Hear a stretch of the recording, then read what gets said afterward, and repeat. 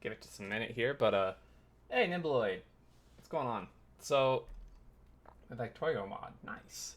Okay, so we're here discussing the PoE new league announcement that just came out a little bit ago. It looks like right off the bat, we can notice it starts in just about 17 days, which would be June 19th. So that's about, isn't that what we guessed? Isn't that like what the, Yeah, that was roughly the time. yeah, the rough Sometime time was? mid-June, right? Yeah, yeah, for sure. So that's pretty good, you know, a little more than 2 weeks away. And I'm gonna go ahead and start. We can probably start the trailer here. So, Give me a countdown so I can play mine too. all right, we can go ahead and start in three, two, one, go.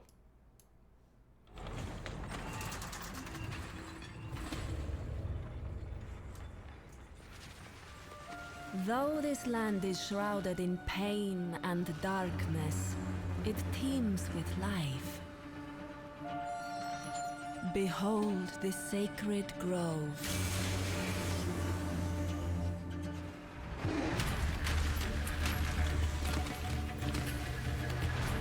With forethought, we may bend life to our will, to remake the world as we see fit. But beware, nature protects itself.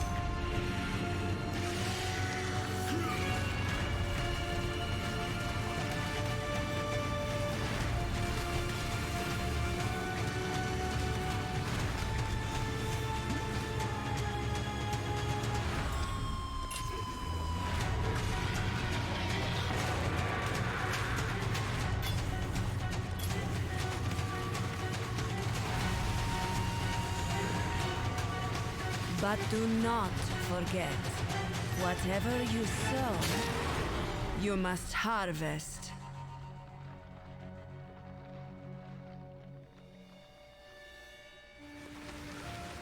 In the Harvest League, seek out the seed cache in every area you explore.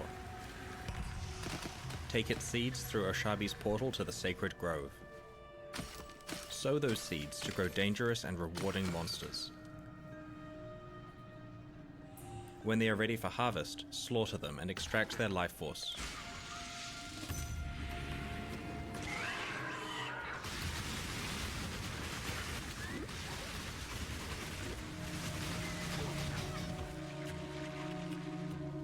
Use this life force to easily craft powerful items.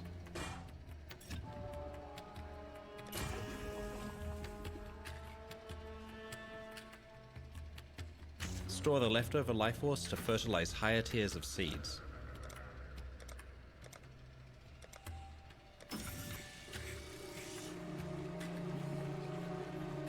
Discover rare seeds that yield exotic crafting options or dangerous endgame bosses. In addition to many new items and skills, this expansion also contains major revamps to the passive skill tree, Warcries, slam skills, brands, and over 50 unique items. The harvest begins on June 19.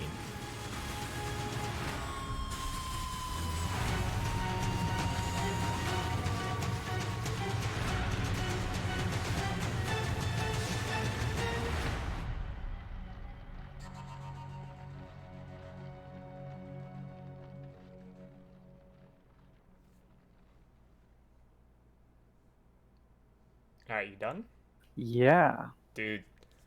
Oh my God, that looks so interesting. that's gonna be pretty cool. So we're getting Farmville League, huh? Farmville League. It Yeah. basically kind of looks that way, doesn't it? Honestly, in my head, I was just hearing the branching exile. I know, right? Like a little bit of Blight flashback here, but kind of a different style because it looks like you get to choose what's happening a little bit more, Mm-hmm. rather than in Blight where it just kind of happens. Right. Um, Curious. it looks really. Yeah, it looks like you have much more control. Like you can basically create your like own like monster farming uh you know, set it like stuff like that instead of just going into a pre-generated map. You can basically just set it up for to like just farm how you want it to be. Yeah, you can likely choose the specific encounters that you want, avoid the ones that you don't. It looks like they're seeds, so those are going to be tradable, like most likely. Maybe they won't be, but generally seeds are tradable. So there's going to be a little bit of profitability there, just running maps fast and getting all of the seeds you can. And But then probably what's not tradable is the life force, right? I would think not. Yeah.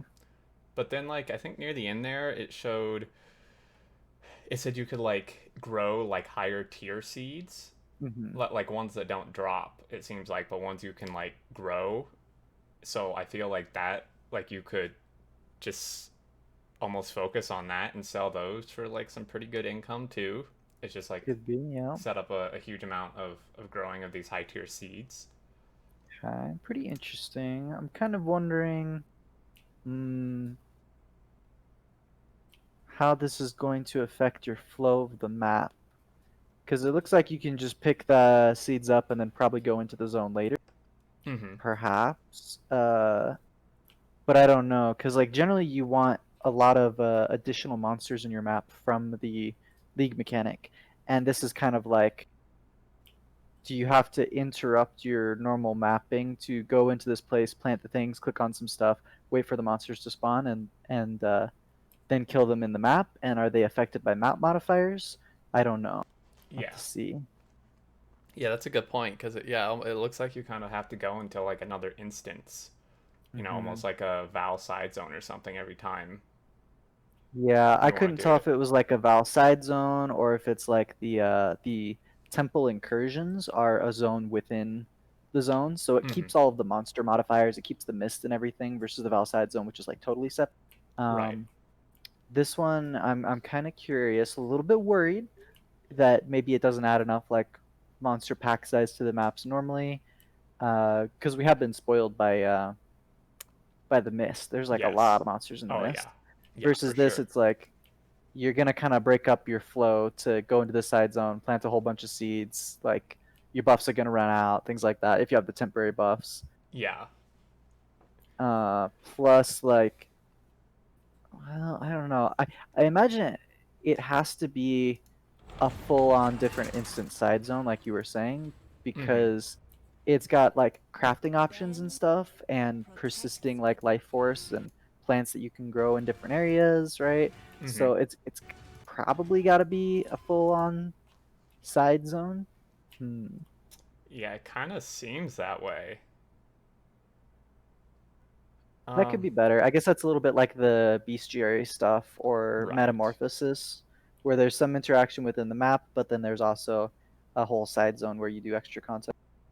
Yeah, exactly. It seems like it's like when you like it seems like you could find the portals into the side zone like sometimes in maps, but then it seems like you can access like the full-fledged thing where you plant all your seeds and stuff like via your hideout or something. Yeah. Um, like you said, kind of like the bestiary or something like that. Um, Yeah, and taking a look at it, I do see the monsters are dropping items as they're getting killed in the harvest zone.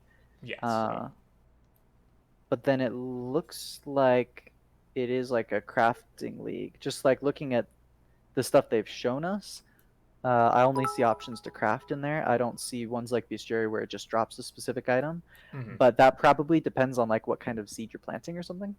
I don't know. We'll have to see. Yeah, it kind of seems like it. Zuri says in the chat for the stream here, I bet it's going to be like the Beast Sanctuary with plants except beasts. Yes, instead of beasts. Yeah. Um, so yeah, that kind of seems what it's like. Should be interesting. It like you said, it does seem very crafting esque. I've paused the video at exactly 1 minute here where they show an example of like all the like modifiers you can do with this life force. And it's kind of interesting looking at these. So like changing unique armors to another type.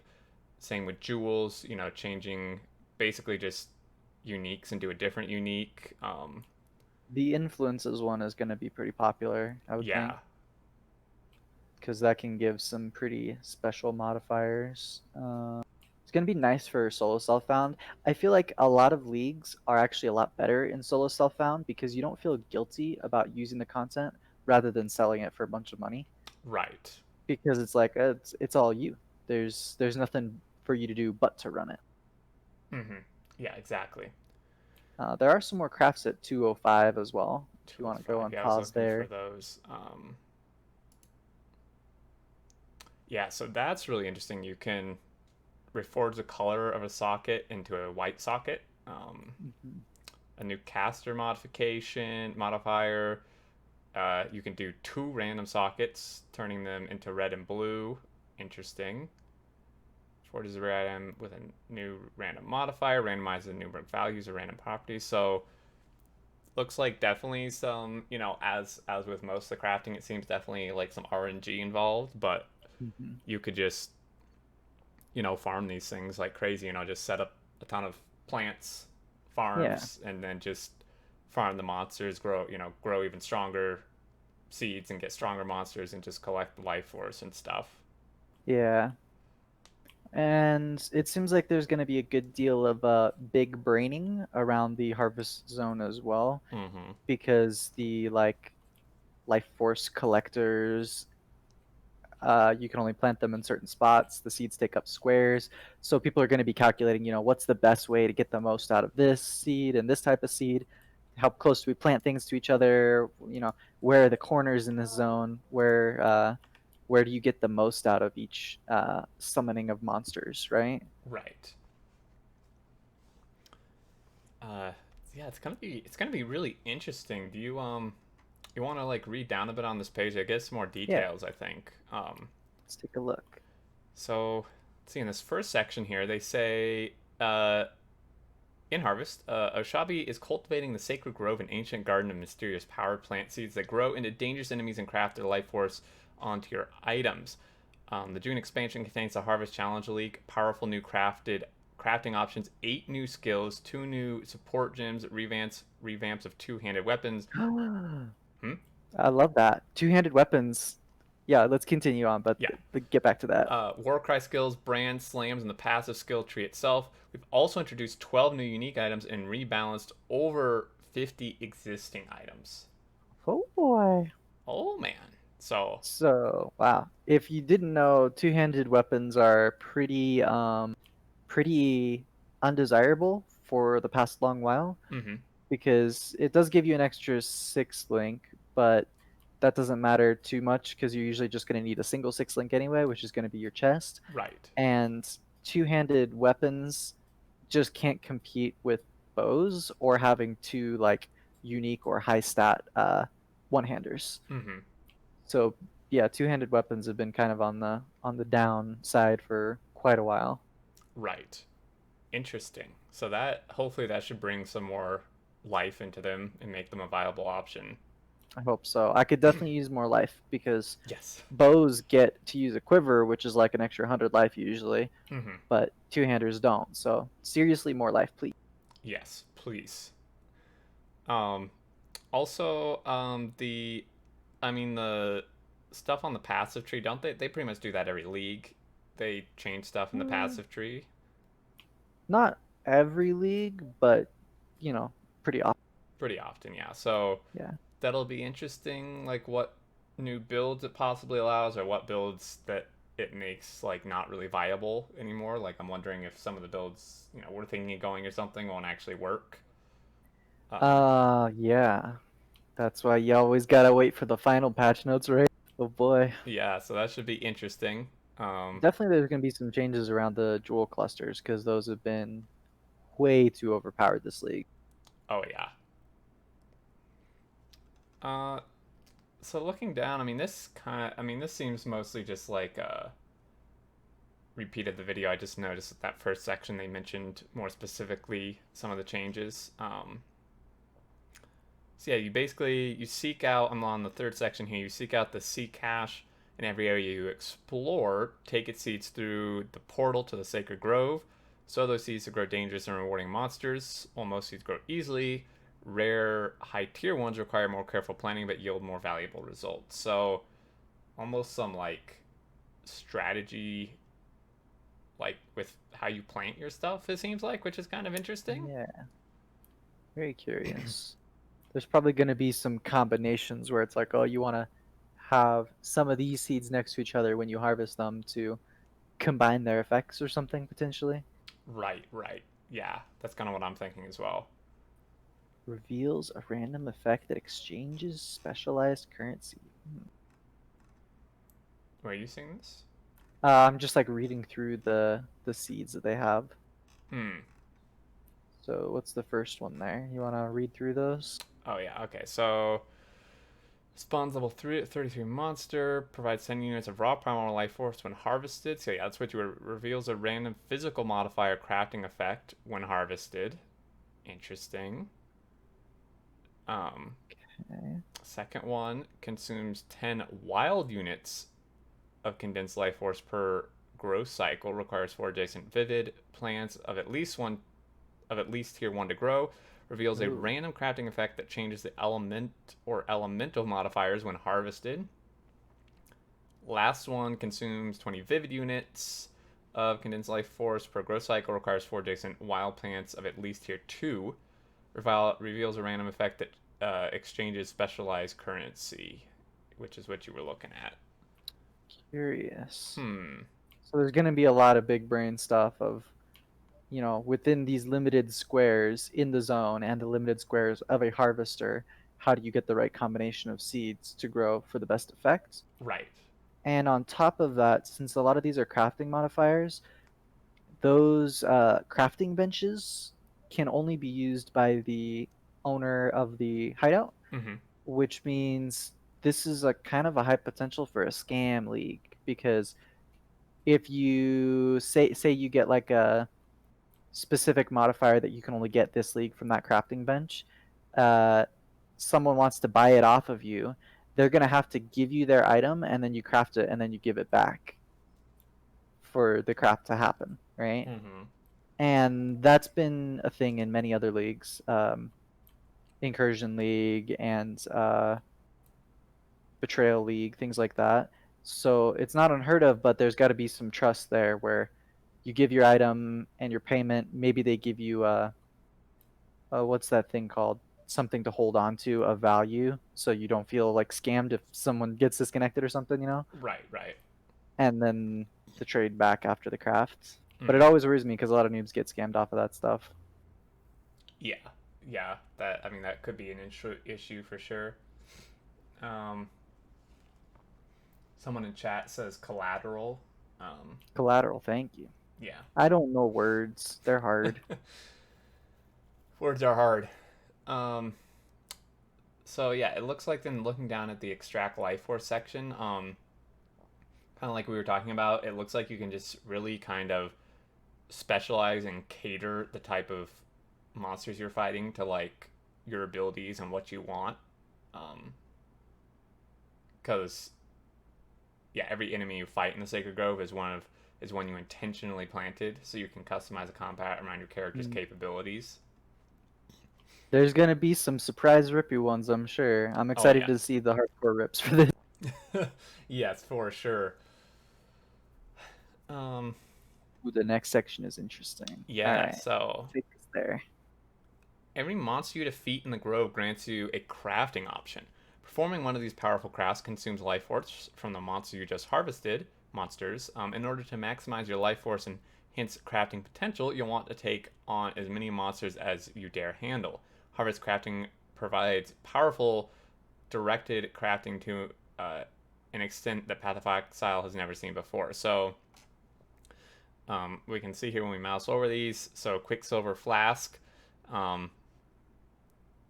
Looks like you can add a modifier to that, which is pretty cool. That's my understanding, right? Say that again? That's my understanding, that you can add a yeah, modifier you to can that. add that sort of light blue modifier, it looks like. Yeah, the 70% increase, yeah. And it seems like it's a consumable modifier, right? So it ticks down as time goes on. Kind of interesting. One thing of note here is that this is the first Flask crafting option we've seen outside of a specific Betrayal League craft on a specific flask. On that flask, it's like you defeat the betrayal boss, and it drops a veiled flask. So you can't exactly craft stuff onto it, but you get a crafted modifier onto it. But this is the first time we're able to modify flasks like that, as far as I know. So that's pretty big. Yeah, that's a pretty huge addition right there for sure. So then we see tribute to the goddess here. That seems a little different because the one that we're familiar with is offering to the goddess. That's what gives you access to the Uber Labyrinth. So I don't know what this one is. This is kind of cool because people generally do not like the lab right now, and kind of haven't for a while. There's only a couple specific builds that farm it, and they generally farmed it for the helmet enchants, which aren't quite as valuable now that you can craft enchants with fossils and have enchants drop from the Delirium reward. Mm-hmm. So this one's kind of cool, and I'm hoping it's going to be like how they revamped the Valside zones a while ago, added them into maps, added a bunch more modifiers, and made them more interesting to run. So maybe they're beefing up lab and doing something real cool. Yeah, that would be really cool. I'm interested by this scarab. So this Legion scarab area contains 2 additional Legion encounters. Each Legion contains a war horde. Each Legion is accompanied by a general. Yeah, so is that like a new tier of scarab? Because I remember they go up to gilded, right? Rusted, polished, gilded. Is that right? So this is like an even higher tier of scarab. Right. Yeah, which is that, I would imagine it is, with what you can do here. That's sweet because people love scarabs. Yes, they're fantastic. They're so cool.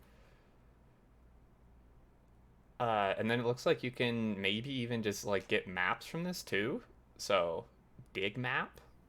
Yeah, so the dig map, that's already a map that exists. The highlight there is the light blue option. Yeah, that's the crafted one. That it doesn't consume sextant uses, so you can modify maps here basically. I wonder how that one will go over. I'm sure there's going to be a lot of really powerful ones, and that does not consume sextant uses can be pretty powerful. The thing is, like, it already takes quite a bit of time to do a lot of fancy rolling on maps and planning out what sextants you're going to use and what scarabs, things like that. So if this adds even another layer, that means you can get even more value out of your maps, but it also kind of slows down and adds a little bit more effort to just start doing the actual content. Some people are cool with that, some people aren't. So yeah, that's a very good point there too. It could just get, if you choose to, it could get like really convoluted, like really just strenuous to even get one set up. Yeah. And then Beachhead Harbinger map here. Do you remember this one? Yeah, I do. So this one looks like once again upgraded version of the existing ones. If I remember, the highest tier beachhead goes to tier 15, and it has like 6 additional harbingers, and not quite that level of quantity and rarity. But this one looks to have additional quantity, rarity. It's a tier 16, which means you get better items like higher crafting bases and things. It drops an additional unique piece, which is pretty nice. And rather than having like 6 harbingers, it's got 20. So that's a pretty thick map right there. Yeah, that's a real strong map right there. Yeah.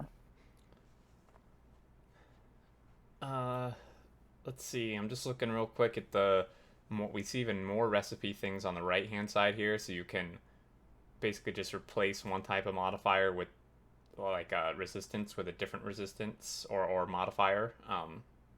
That's pretty nice. That's some pretty nice metacrafting there. Maybe you roll something like you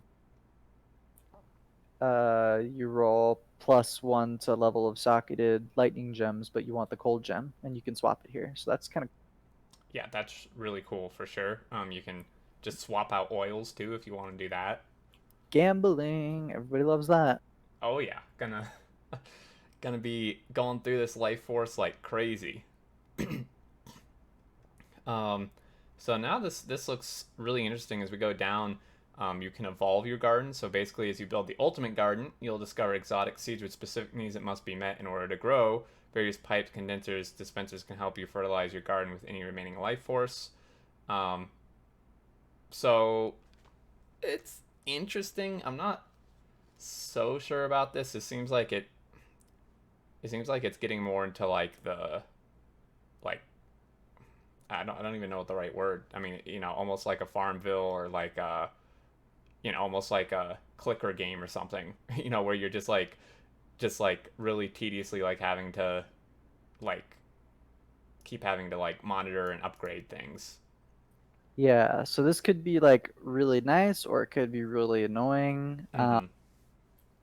This is certainly where a lot of the big brain stuff is going to come in because you're going to have a certain radius, you're going to have a certain amount of life force that you can actually store, you're going to have a certain amount of space in the harvest zone itself, and you're going to have these seeds where it's like, oh, you need to come up with the right combination of red seeds and blue seeds and green seeds next to each other so that you can get the right reward, which a lot of players will, maybe for some of the seeds the average player will never see, and then like a more hardcore consistent player will see like once or twice, but is just going to not reap the full benefit of it because they don't know how to, because you Right. don't have time to experiment if you've only got one seed, you know? Yeah.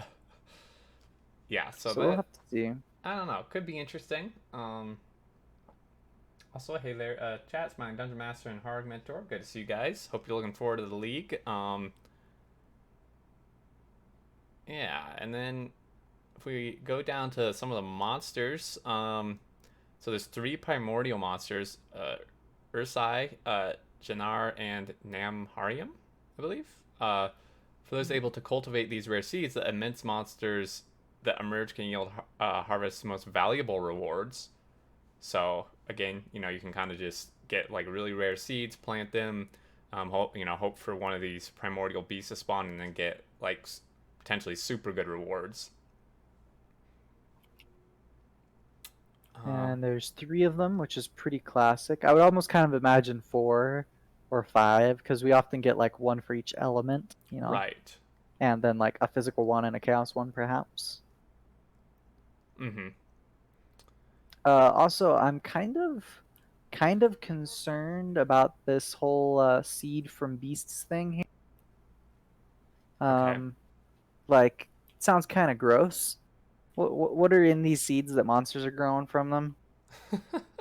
What's happening here? Yeah. Because like I've heard of like seeds that you get from monsters. Like, do you know about the Jaku bird where people will feed it coffee beans, and then when the bird poops it out, it's gone through some sort of chemical change, and like the coffee beans are super valuable and change the taste a lot, obviously. Well, yeah.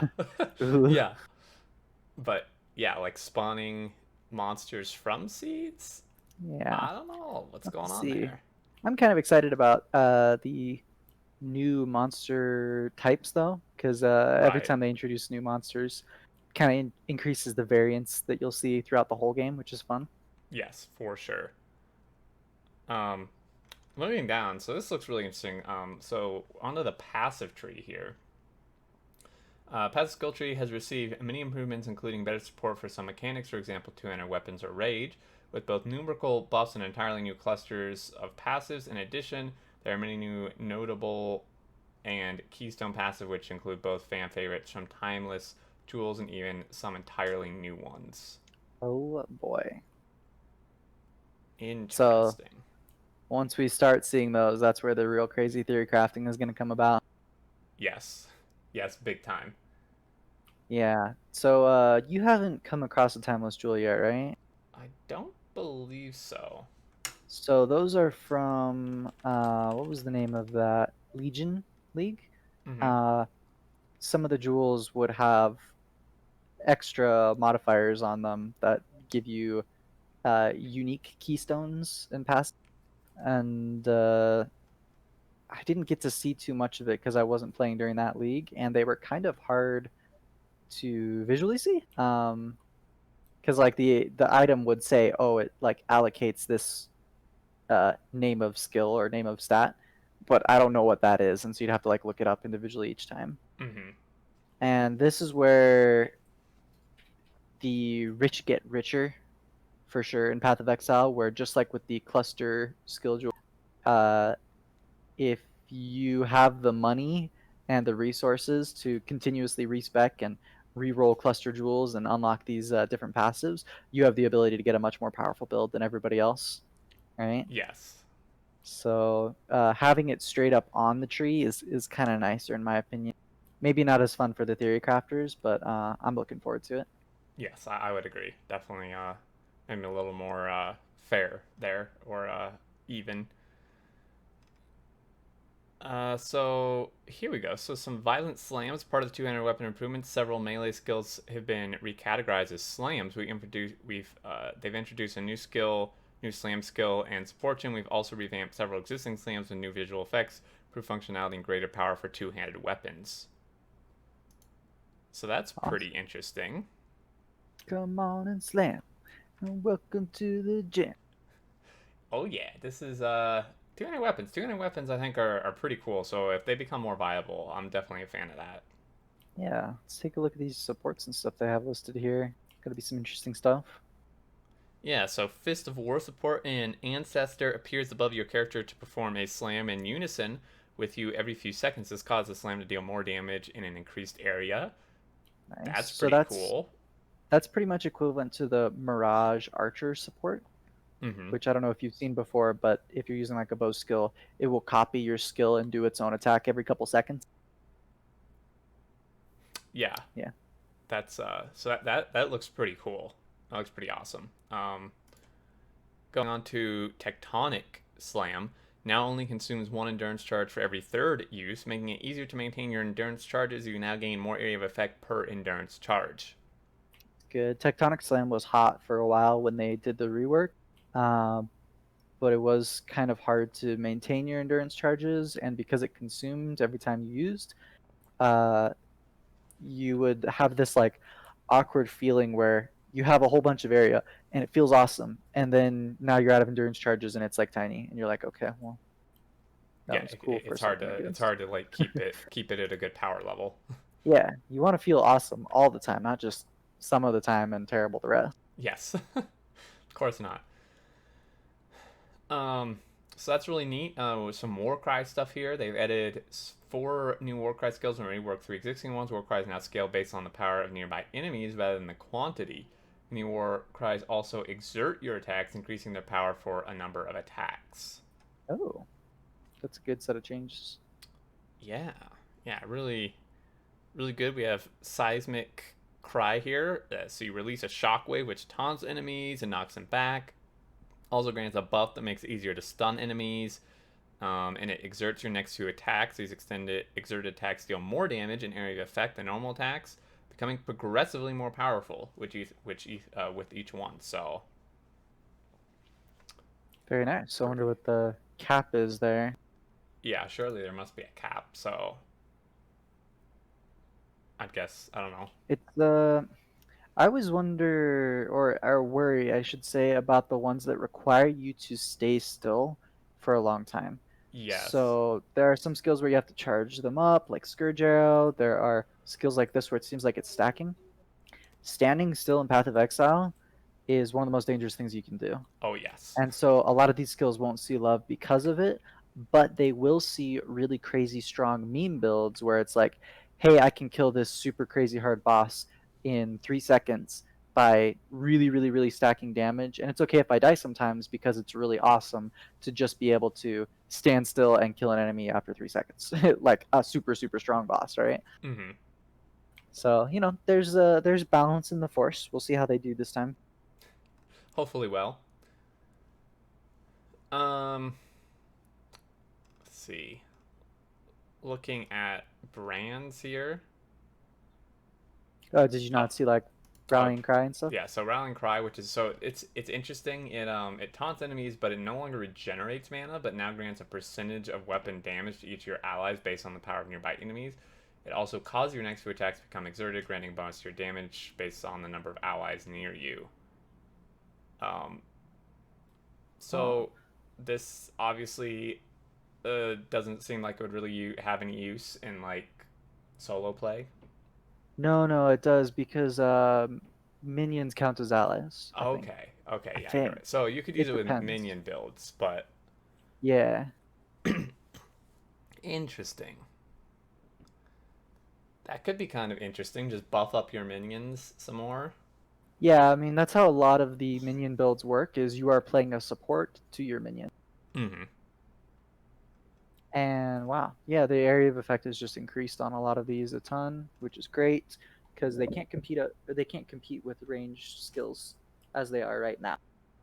Oh yeah, yeah, for sure. So looking at the brands, they've revamped some and added 3 new ones. So Penance brand, when placed on the ground, Penance brand will attach to a nearby enemy and become active. Its energy builds up and spreads to an additional nearby enemy each time it activates, quickly dividing and spreading between enemies. When the brand is removed, the energy on each enemy is rapidly released in a series of explosions. So Hmm, some like chain damage going on there, which seems pretty cool.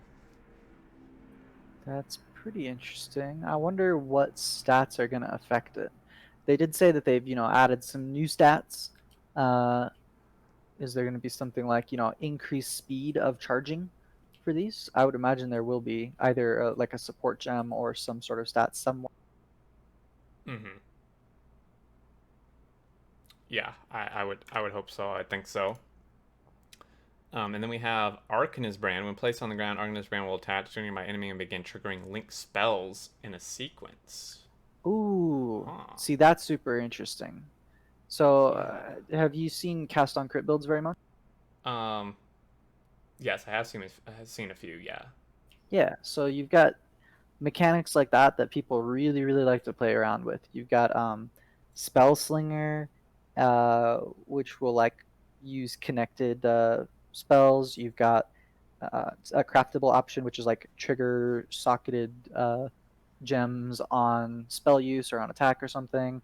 You've got cast on crit. You've got I feel like there's another that I'm forgetting, but this kind of stuff people really like theory crafting with, and is often really fun, where you can combo a whole bunch of skills that would normally be too awkward to do manually, but now you can do them all together. Yeah. Yeah. So this having these all trigger is really really nice. Yeah, I think you got to do a build of that because that stuff is usually really, really fun.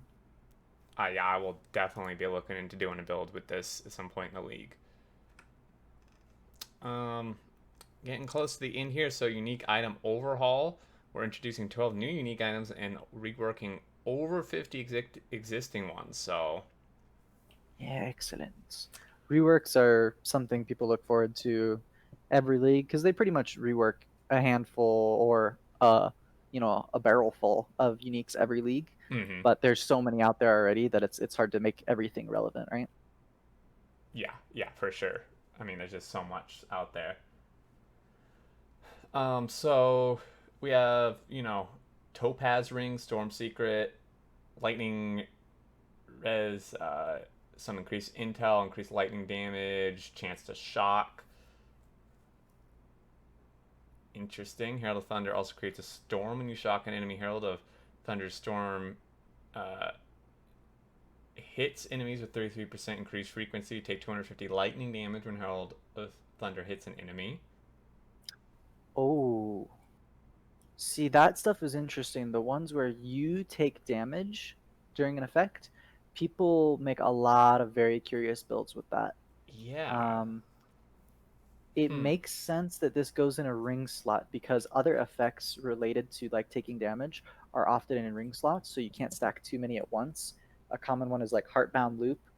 Um, People will do things that basically it's like, oh, every time you take damage, you cast a spell, and every time you take a certain amount of damage, you heal a certain amount, and you get in this loop where you're constantly taking damage, casting spells, and healing over and over again. Right. And those are called like damage loops or something.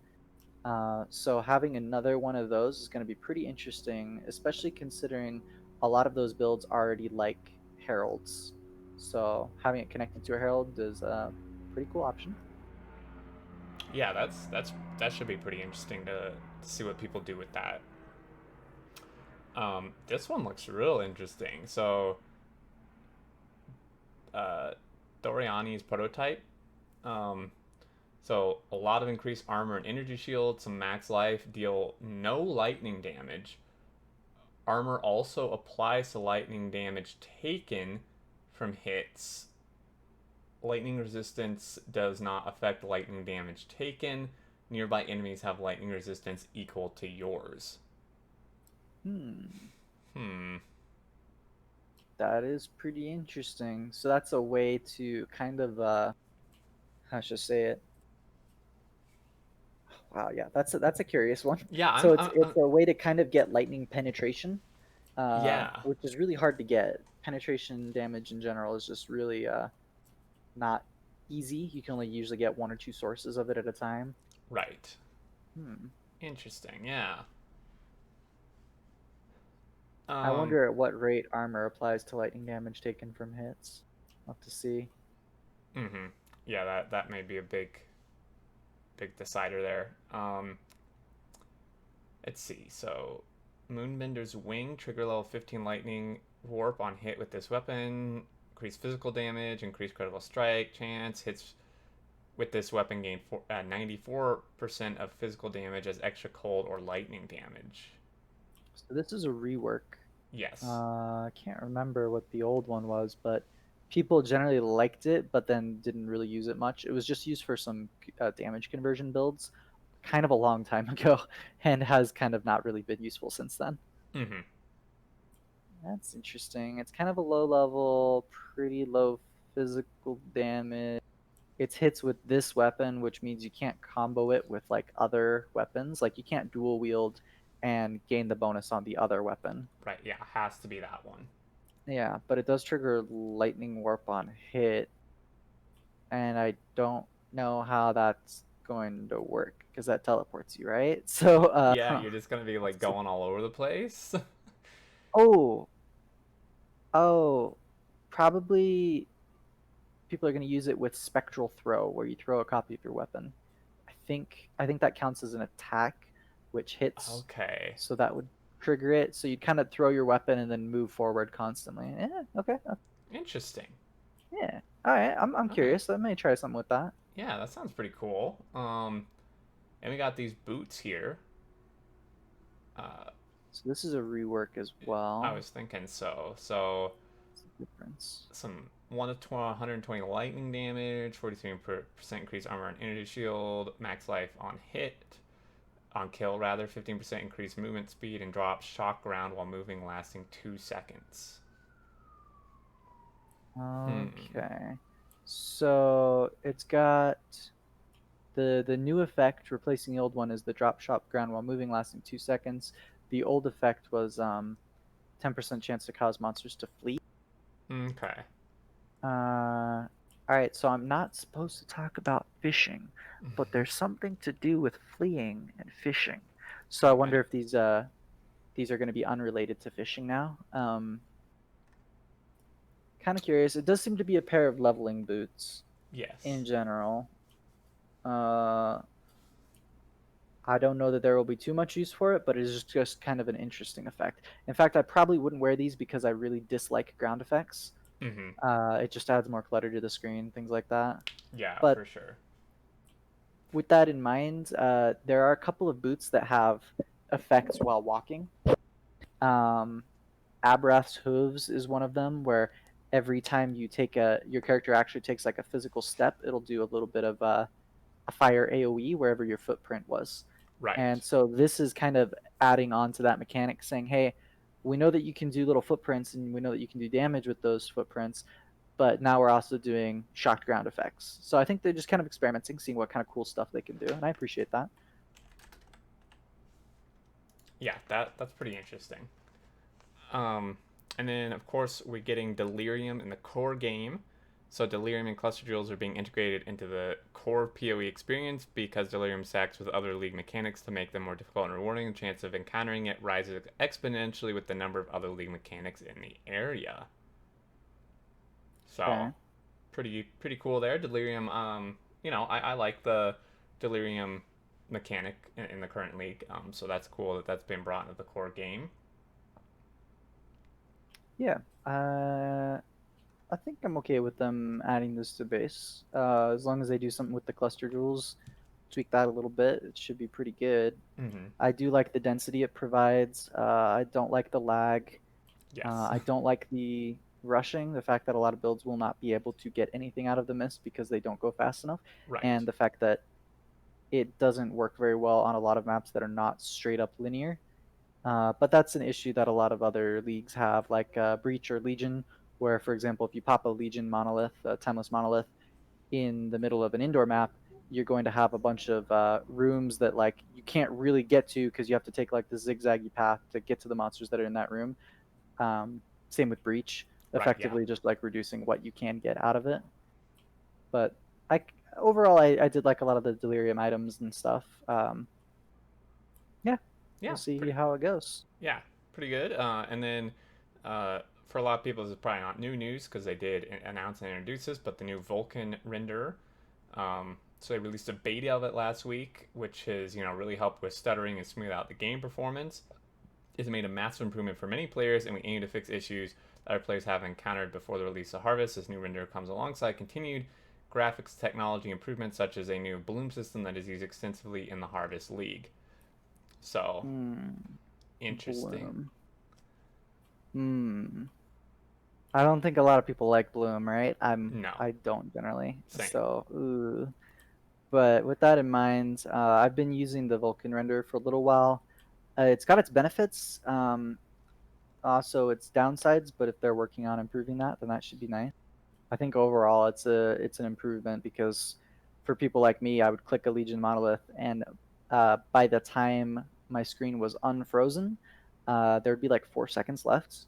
Oh, no. Just kind of sucks. Like that's kind of real stupid, right? Yes. And with this, I do get a lot of micro stutters where, just like my screen will freeze for 2 seconds and then play, and then freeze for 2 seconds and play. Yeah, yeah. Which I guess is not really micro. It's kind of a big stutter, but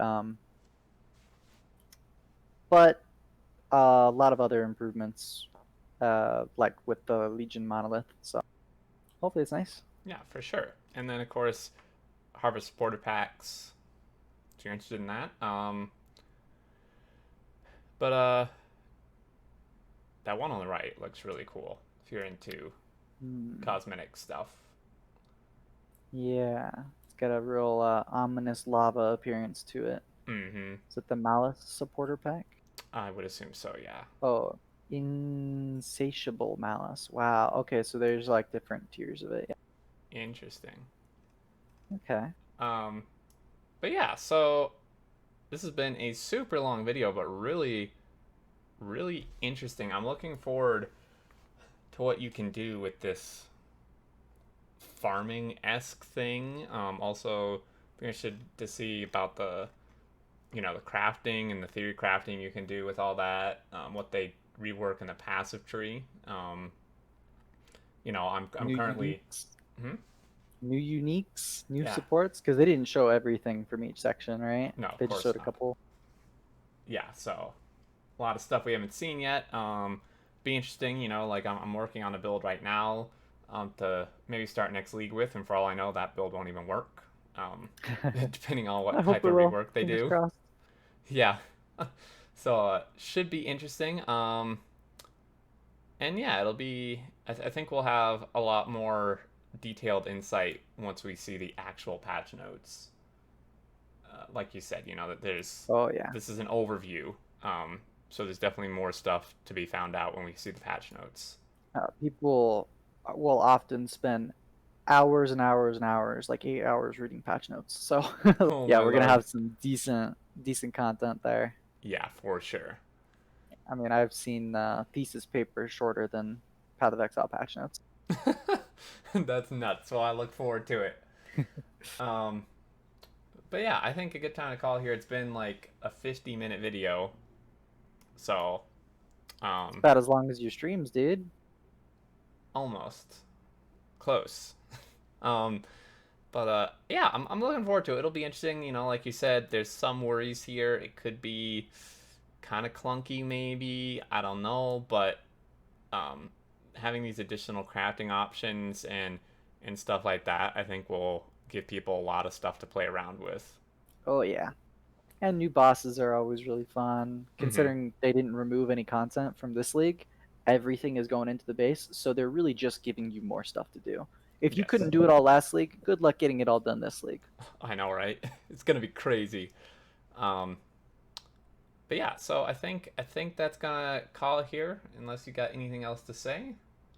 Let's see. So some other content that we have to look at in the future is some of Ziggy D's stuff, right? He's got a lot of extra inside details as he works with GGG. So we'll have to take a look at some of the cool stuff he shows later. Yeah, we were. I was thinking of doing this video, but this video is just getting super long, so maybe we just do another discussion looking into Ziggy D's Yeah, insight and stuff. sounds good. Cool. Well, thanks for joining me, dude. Thanks everyone for watching. This will go up on YouTube, and I'm really looking forward to it. Maybe anyone who's watching on stream or YouTube who stopped playing, or did play previously, or maybe you'll be interested to get back into the league here. This looks like some fun stuff. Yeah, and hopefully a lot less like laggy and graphically demanding than the current league. So if you got a potato PC, you should be able to enjoy it a little bit more. Yes, definitely, hopefully. So, anyway, take care, guys, and we will see you later. Catch you later.